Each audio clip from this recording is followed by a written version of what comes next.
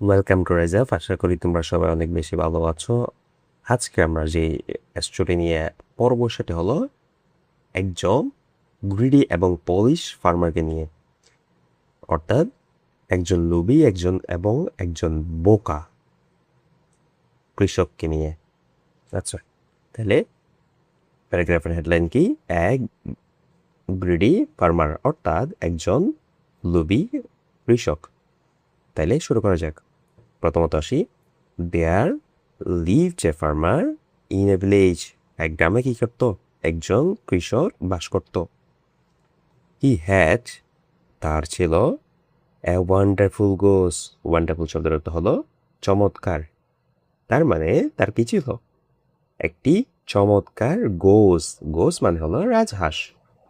তার একটি চমৎকার এভরিডে, প্রতিদিন, ইট লেজ, এটি কি করতো? এটি পারত এক গোল্ডেন এগ, একটি করে স্বর্ণের ডিম। দ্য ফার্মার, কৃষকটি, কৃষকটি ছিল কিরকম? ওয়াজ ভেরি গ্রিডি, অনেক বেশি লোভী। হি ওয়ান্টেড, সে চেয়েছিল, টু বি রিচ, ধনী হতে। ওভারনাইট, ওভারনাইট শব্দটা হলো রাতারাতি, অর্থাৎ সে রাতারাতি ধনী হতে চেয়েছিল। হি ওয়ান্টেড, সে চেয়েছিল, to get all the eggs, সবগুলো ডিম একত্রে পেতে, অ্যাট এ টাইম একত্রে পেতে, অ্যান্ড সেল দ্যাম, এবং বিক্রি করতে, অন দ্য মার্কেট। তাইলে পুরো সেন্টেন্সের অর্থ দাঁড়ায় সে সবগুলো ডিম একত্রে পেতে এবং তা মার্কেটে বিক্রি করতে চেয়েছিল, যেন সে কি হতে পারে? ওভারনাইট টু বি রিচ, ধনী হতে পারে, রাতারাতেই ধনী হতে পারে। হি টোল্ড হিজ ওয়াইফ, সে তার ওয়াইফকে বলল বা তার স্ত্রীকে বলল, অ্যাবাউট হিজ প্ল্যান, তার পরিকল্পনা সম্পর্কে। প্ল্যান শব্দের অর্থ কি? প্ল্যান শব্দের অর্থ হলো পরিকল্পনা। হিজ ওয়াইফ, তার স্ত্রী, ওয়াজ আ ওয়াইজ ওম্যান, তার স্ত্রী ছিল একজন ওয়াইজ ওম্যান, অর্থাৎ বুদ্ধিমতী নারী। অ্যান্ড নট গ্রিডি, এবং কি ছিল না? লোভী ছিল না।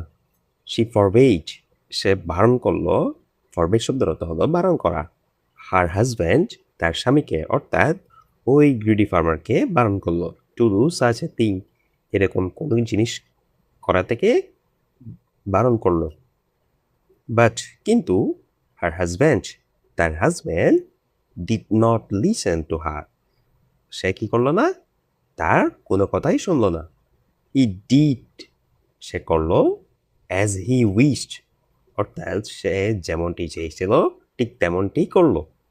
ওয়ান ডে, একদিন, হি টুক এ শার্প নাইফ, শার্প মানে হলো দাঁড়ালো, আর নাইফ, নাইফ মানে আমরা কি জানি? নাইফ মানে হলো ছুরি। সে কি করলো? একটি ধারালো ছুরি নিল, and cut open the goose's stomach, অর্থাৎ সে একদিন একটি ধারালো ছুরি নিয়ে, গোজেস মানে হলো রাজহাঁসের স্টোমাক, অর্থাৎ রাজহাঁসের পেটটি কেটে ফেলল। বাট, টু হিজ সরো, কিন্তু দুঃখের বিষয়। টু হিজ সরো শব্দের অর্থ হলো দুঃখের বিষয়। কিন্তু দুঃখের বিষয় হলো, দেয়ার ওয়াজ নো এগ, এখানে কি ছিল না? ইনসাইড ইট, এখানের মধ্যে কোনো পরিমাণে, বা no egg, there was no egg, এখানে কোনো ডিম ছিল না।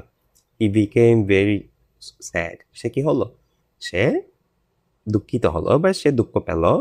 অ্যান্ড লস্ট, এবং হারালো, ইজ গোস, সে কি করলো? তার ওয়ান্ডারফুল গোসটা চিরতরে হারালো, যেটা কি করতো? Everyday it laid a golden egg, যে কি করতো? যে ডেইলি একটি করে স্বর্ণের ডিম দিত, সেই ওয়ান্ডারফুল গোসটাকে সে কি করলো? হারালো। আচ্ছা, এখন আসো, বিকজ, কেননা, he was both foolish and greedy, অর্থাৎ সে একত্রে পলিশ, পলিশ শব্দের অর্থ হলো পুল থেকে, পুল মানে হলো বোকা। সে ছিল একত্রে বোকা এবং গ্রিডি, লোভী। ফাইনালি, অবশেষে, হি আন্ডারস্টুড, সে বুঝতে পেরেছিল, দ্যাট, যে, গ্র্যাসপ অল, অর্থাৎ সব কিছু আঁকড়ে ধরতে গেলে, লুজ অল, সব কিছু হারাতে হয়। তাহলে আমরা এই গল্প থেকে কি শিখলাম? এই গল্প থেকে আমাদের গ্রিডি হওয়া যাবে না, লোভী হওয়া যাবে না, গ্রিডি হওয়া যাবে না, এবং আমাদের অদিশ কোনো কাজ করা যাবে না।